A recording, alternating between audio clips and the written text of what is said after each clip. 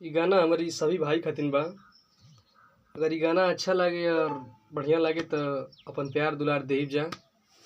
और एगो लाइन बोल चाहतानी, तोहरे खातिन बोलतानी। हैप्पी जी, अम, केहू तोहरा के ताकेला त बहुत तकलीफ होखेला।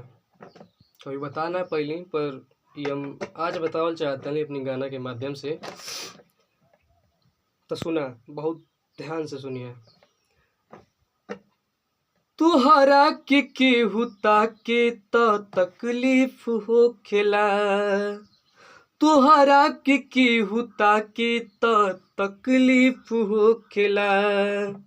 तोहरे दीदार खातिर और कोई के ना।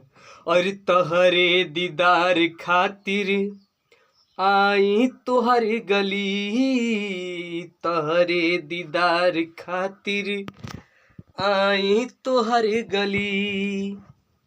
ओए तनो पके हुआ के त तकलीफ होखेला। अरे मान जस रे, मान जस। इतनो पके हुआ के त तकलीफ होखेला। तुहरा के केहू ताके त तकलीफ होखेला।